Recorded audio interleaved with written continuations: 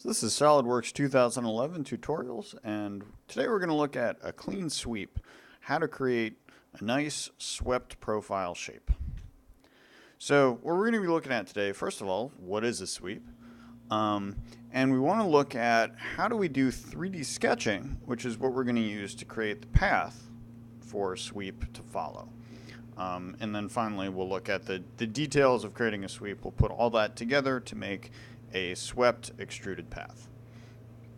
So first, we're going to look at 3D sketching, and as the name suggests, it's a little bit messier than 2D because we've got that extra dimension in there, and there's going to be a lot of choices and options that we could get into that, and in my opinion at least, will make it a little bit complicated and not very fun to use. So there's a couple of restrictions you want to be aware of.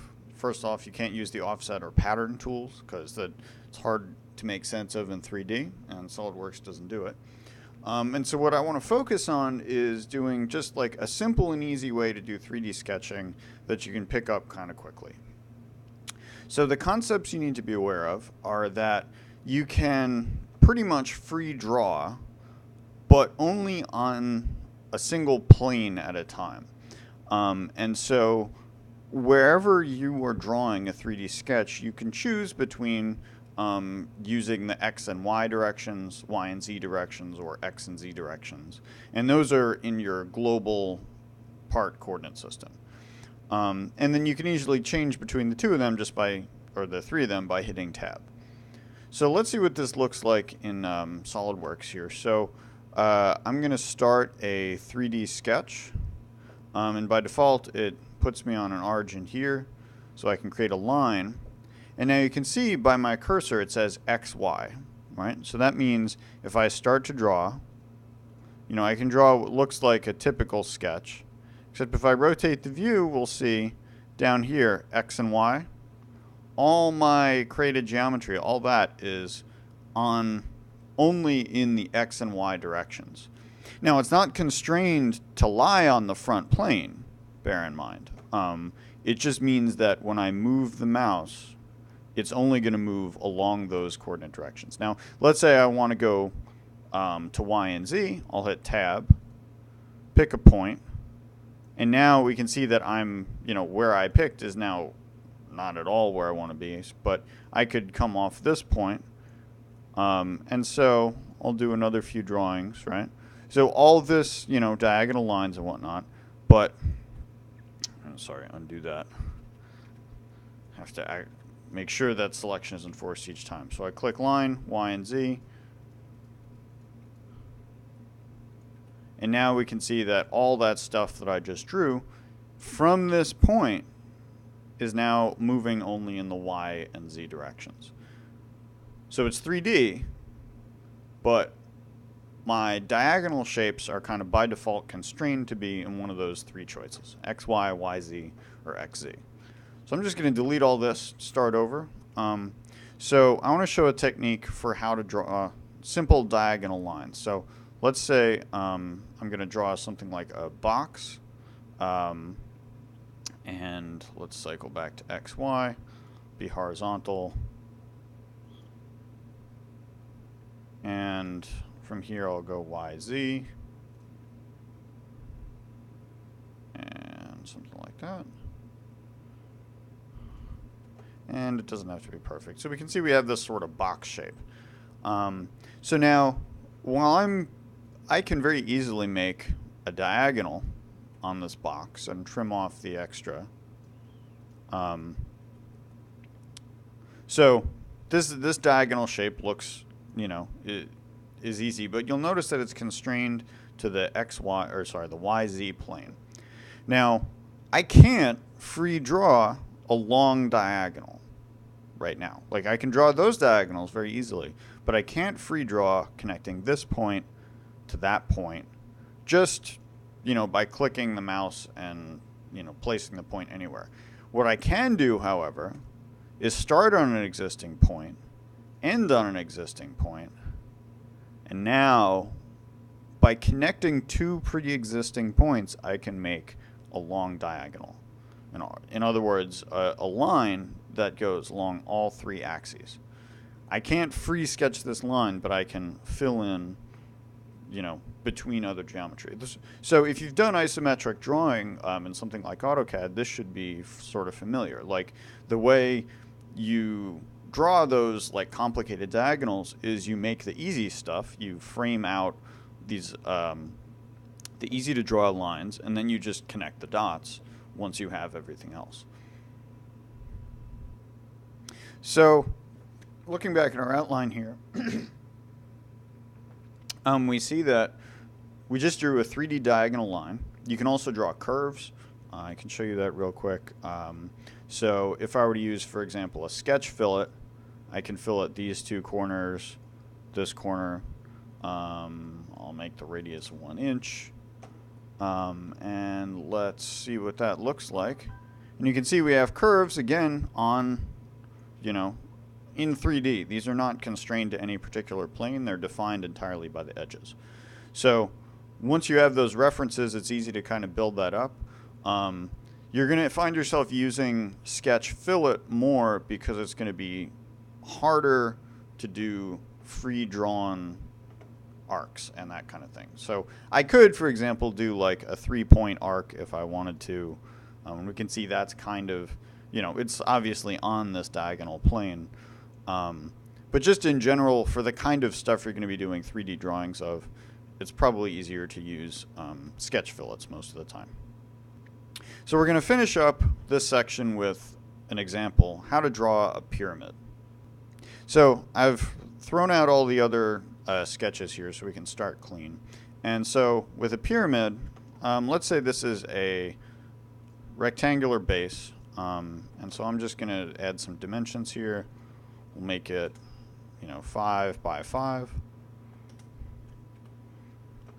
And now what I want is to have, let's say I want this pyramid to be 8 units tall. So there's a couple ways I can do this. But what I'm going to do, I need that reference point to draw those diagonals, right? So now, probably the easiest way to do this is just with construction geometry. So you can see I've been drawing these center lines. And now, since I found the midpoint of the pyramid, we can kind of see, if the pyramid was projected downwards, this is sort of what it would look like. Then we know that by going up from this point in using tab to cycle, I need something that has a y direction. I can go up in y, draw a line, and then I'll throw a dimension on there. Just as before, we'll make this 8. Now I have all those reference points that I need to connect the dots. So once I know that the shape is correct, I don't even care what plane I'm in. I just draw a line, another line, another line, and a fourth line, and making sure that I get that orange snap icon each time. Now I've drawn this 3D pyramid that I could not free sketch otherwise.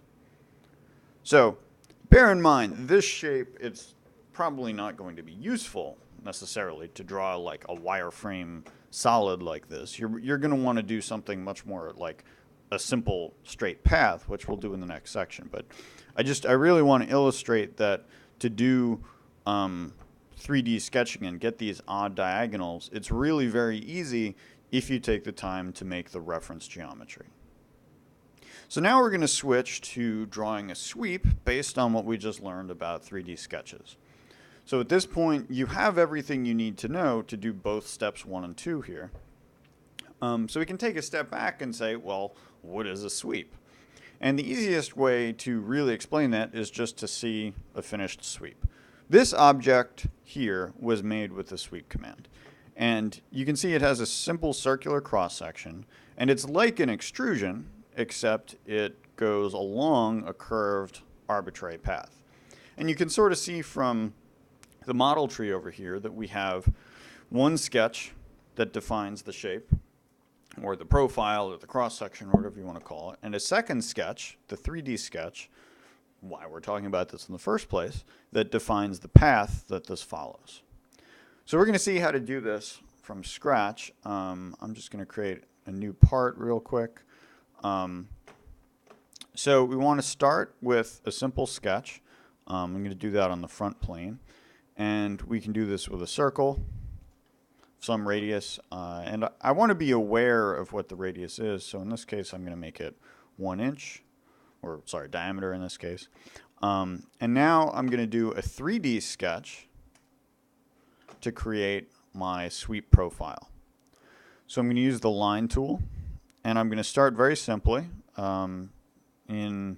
let's say, for this, so we have to go perpendicular, so I'm going to use tab to cycle to YZ. And you can see that now the two directions that I can use, those big arrows, are both, like at least one of them is perpendicular to the sketch plane. So I'm going to go straight out some distance.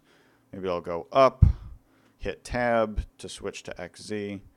And then let's do another edge like this. So now if I wanted to start constraining this, I could throw dimensions on it, maybe make each of these legs 5 inches. This is an exercise, so it's up to you how you want to do it exactly.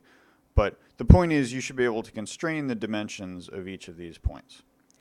Now, at this point, I can't take a poll of you, but it would be interesting to guess for yourself, is this enough to do a sweep?